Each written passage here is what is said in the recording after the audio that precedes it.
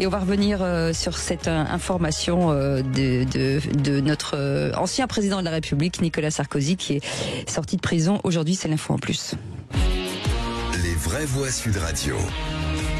Et donc l'ancien président Nicolas Sarkozy a regagné son domicile dans la journée après sa mise en liberté sous contrôle judiciaire. Je vais forcément me tourner tout de suite vers Philippe Bilger. Philippe, on l'attendait cette sortie. Alors oui. On n'avait pas le jour, mais on imaginait en tout cas qu'elle puisse se solder pour quelque chose de positif pour Nicolas Sarkozy.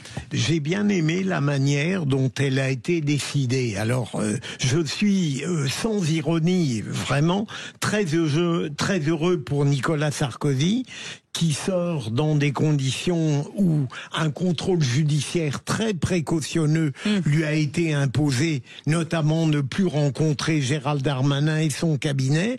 Ensuite, il est évident que le tribunal, la cour, a été très suspicieuse à l'égard de Gérald Darmanin et de son cabinet. C'est une première, à mon avis, dans un arrêt pour une mise en liberté sous contrôle judiciaire.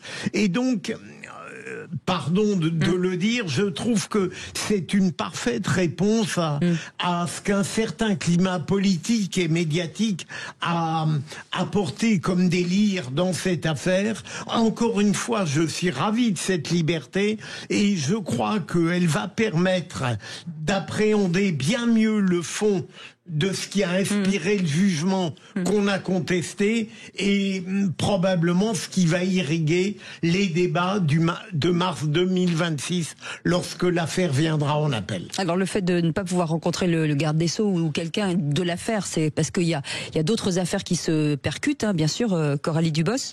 Est-ce que aujourd'hui, on se dit, c'est peut-être mieux de l'avoir à l'extérieur plutôt qu'à l'intérieur, en tout cas en prison. Quel est votre avis vous, aujourd'hui, sur ce sujet? Si on peut donner un avis, bien entendu. Oui, alors je ne vais pas sur le fond de l'affaire, qui en plus va être réexaminé, etc. Mais l'exécution provisoire, je crois qu'elle avait choqué beaucoup de personnes, et moi y compris. J'avoue que c'était à minima la partie du jugement qui m'était incompréhensible. Et donc je pense que c'est à ce stade beaucoup plus décent. Que ça avec toutes les conséquences que ça générait sur place, hein, c'était visiblement assez compliqué.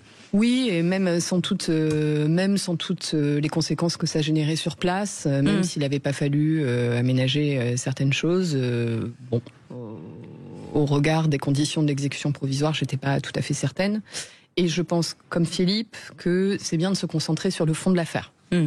Et que c'est même très important pour le pays de pouvoir se concentrer sur le fond de l'affaire. C'est le véritable enjeu. Samuel Botton. Je suis content pour Pascal Praud. J'ai lu sa tribune, il me manque, et j'ai cru qu'il nous avait quittés pendant un moment, mais rassurez-vous, il est encore vivant. Non, moi, ce qui m'a interloqué, c'est le cirque auquel on a eu droit pendant 3 semaines. Que ça soit les députés LFI qui essayaient de se rendre à cette prison pour le rencontrer, mais c'était totalement ahurissant, et de la même manière, les prises de position nombreuses de Gérald Darmanin à son égard, ou même du déploiement de moyens que ça a nécessité d'avoir Nicolas Sarkozy en prison. On a eu droit à un journal intime quasiment journalier, où on a appris qu'il se refusait à cuisiner par dignité. Je pense que ça a fait beaucoup plaisir à beaucoup de Français d'entendre ça. Pour le reste, effectivement, je pense que d'un point de vue judiciaire et pour plein d'autres raisons, c'est peut-être mieux de l'avoir dehors, parce que c'est une situation qui n'était pas tenable. Sarkozy est un Français comme les autres, mais il y avait des circonstances exceptionnelles. C'est un ancien président de la République, c'est un ancien ministre de l'Intérieur, avec toute la haine que cela peut véhiculer de la part de ses coprisonniers à ce moment-là. Je suis pas certaine que ce soit un Français comme les autres, pardon de vous couper, parce que par ailleurs c'était dans le jugement. La question du président normal de François Hollande. C'était dans son jugement, eu égard aux responsabilités, etc., et à son statut particulier, alors l'exemplarité devait être plus grande. Donc il a finalement ce côté Français comme les autres, j'entends l'argument, mais je crois qu'il n'a jamais été un Français comme les autres parce qu'il a été président. En tout cas, je suis pas sûr qu'il était injusticiable comme les autres. Je vois ce que vous voulez dire, je vais juste le prendre dans l'autre sens. 30 secondes et allez-y, 30 secondes. Je l'approuve, oui, je suis d'accord. Je comprends. Dans l'autre sens, c'est aussi les moyens qui sont les siens et l'image qu'il véhicule. C'est-à-dire, pour moi, il a été jugé comme un Français comme les autres. Les magistrats ont fait les magistrats. Et c'est là où je vous dis, c'est dans le jugement. Dans le jugement, il y a une phrase pour distinguer. Absolument. Parce que l'affaire est antérieure à ça et qu'on arrive derrière, c'est-à-dire au moment où ça commence, il n'est pas président. au moment où cette affaire commence. Donc ça, c'est le premier point. Et puis après, sur le deuxième, c'est se dire qu'il a été jugé comme un justiciable quelconque.